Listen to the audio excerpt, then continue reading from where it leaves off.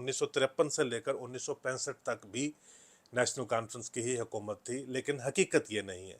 हकीकत ये है कि नाम उसका तो नेशनल कॉन्फ्रेंस ही रहा है। शेख अब्दुल्ला को जेल में डाल दिया गया, उनके साथियों को भी जेल में डाल दिया गया, लेकिन बख्शी, सादिक, कासिम और उनके जो जितने भी बाकी साथी थे, श्यामलाल सराफ थे, पंडित गिरधारी लाल डोगरा थे, ये जितने भी लोग थे ओरिजिनली सारे के नेशनल कॉन्फ्रेंस के फाउंडर थे।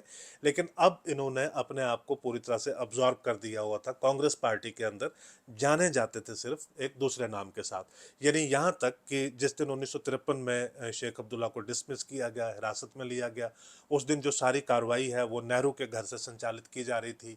वहीं पे जो श्रीनगर में अजीत प्रसाद जैन बैठे हुए थे, नेहरू के घर में रफ़ी अहमद किदवाई बैठे हुए थे और इंटेलिजेंस वगैरह के सारे ऑफिसर। लेकिन कांग्रेस के जो बड़े लीडरान हैं, उनकी खुली मुदाखलत के साथ ये सारी चीज़ हो पाई थी।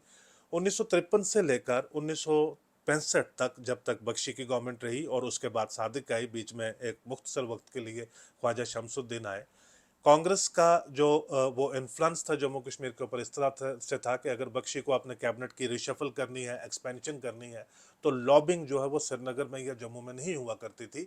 जिसको भी मिनिस्टर बनना है या अपने महकमा का तबादला करवाना है, वो दिल्ली में जाकर कांग्रेस लीडरान के साथ लॉबिंग किया करता था, तब जाकर मुमकिन हो पाता था कि उनकी कोई एडजस्टमेंट यहाँ पे होती थी।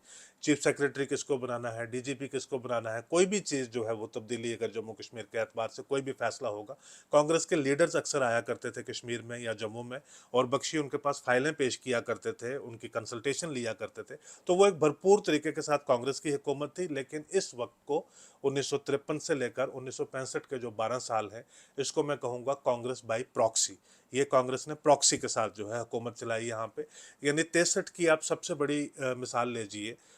कामराज प्लान के अंदर ये तय पाया गया कि जो कांग्रेस के जितने भी बड़े लीडरान हैं, वो यानी जो ओहदेदार हैं, चीफ मिनिस्टर होंगे वो इस्तीफ़ा देंगे, मरकज़ी वजीर होंगे, मिनिस्टर्स होंगे, वो इस्तीफ़ा देंगे, वो ऑर्गेनाइजेशन में जाएंगे, काम करेंगे, और जो यंग लोग होंगे वो आकर गवर्नमेंट में काम करेंगे। कामराज प्लान के तहत जब कांग्रेस के बाकी चीफ मिनिस्टर्स ने इस्तीफ़ा देने का भी सोच ही रहे थे, तो बख्शी सबसे पहले थे जिन्होंने इस्तीफ़ा दिया और दिल्ली चले गए। उन्होंने कहा कि मैं कांग्रेस पार्टी में ऑर्गेनाइजेशन में काम करूंगा। बख्शी का ख्याल ये था कि नेहरू मुल्क के, कौम के सबसे बड़े लीडर हैं और बख्शी बन जाएंगे हिंदुस्तान के अंदर मुसलमानों के सबसे बड़े लीडर। लेकिन ये बात खैर हो ना पाई।